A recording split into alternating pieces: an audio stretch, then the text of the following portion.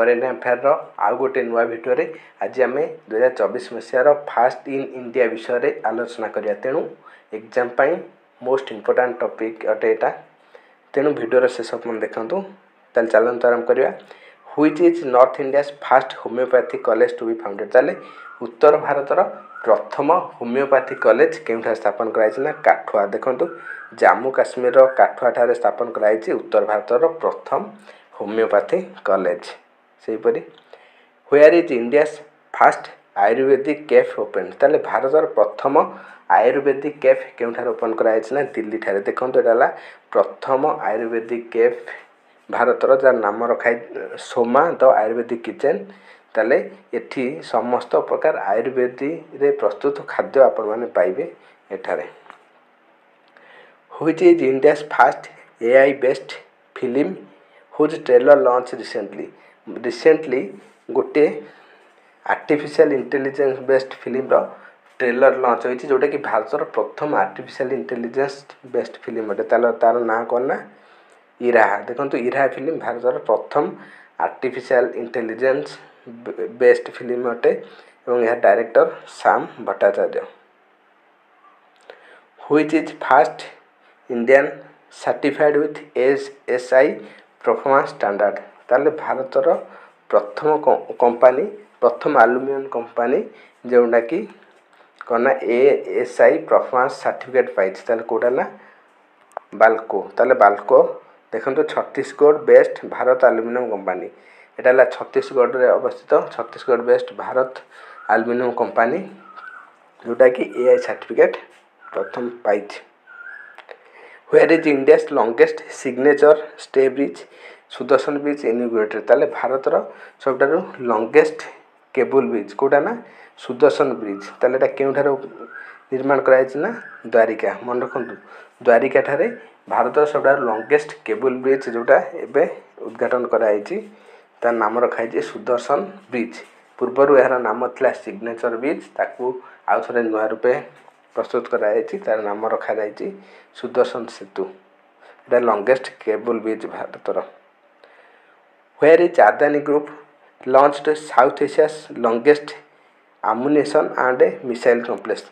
ताले दक्षिण भारतर सबटा लॉन्गेस्ट आम्युनिशन एवं मिसाइल कॉम्प्लेक्स केउठा निर्माण कराई ना कानपुर ठारे अदानी ग्रुप द्वारा प्रस्तुत कराई।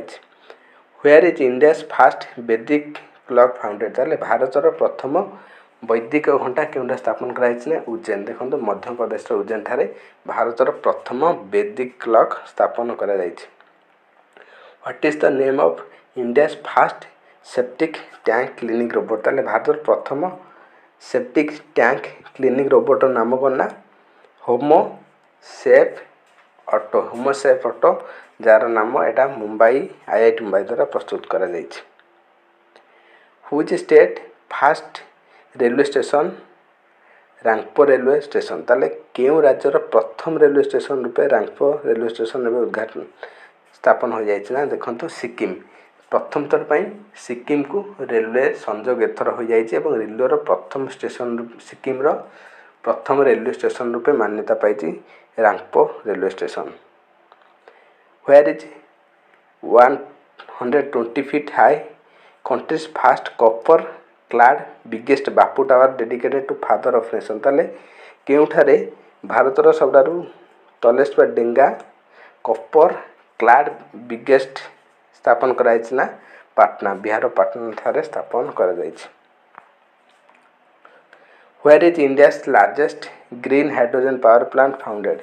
ताले भारतर सबटारू बड़ ग्रीन हाइड्रोजन पावर प्लांट केउ स्थापन कराई ना विशाखापट्टनम आंध्र प्रदेश रो विशाखापट्टनम शहर स्थापन करा जाइछि। Which is first to issue more than 1 crore Ayushman card. ताले केउ राज्य 1 कोटी रु अधिक आयुष्मान कार्ड एबे सुधा कौन ना इश्यू कर सारिछि ना आसाम। ताले मन रखु आसाम प्रथम राज्य जे कि 1 कोटी रु अधिक आयुष्मान कार्ड इश्यू कर सारिछि। Who has India first female pitch curator. ताले भारतर प्रथम महिला पिच क्यूरेटर किए ना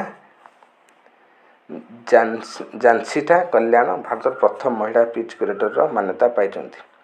who has first Indian pilot to embark on space tourism with Blue Origin ताले गोपी थोड़ी गोपी थोड़ागुड़ा प्रथम भारतीय पायलट रूपे ब्लू ऑरिजिन मिशन रे सामिल होइछन्ति जोड़ा नासा द्वारा प्रस्तुत गोटे मिशन अटे which state India fast skill India centre भी इनॉग्रेटेड ताले भारतर प्रथम स्किल इंडिया सेंटर केउठारे उद्घाटन कराइछना सम्बलपुर ओडिशा सम्बलपुर रे भारतर प्रथम स्किल सेंटर ऑफ इंडिया उद्घाटन हो जाइए।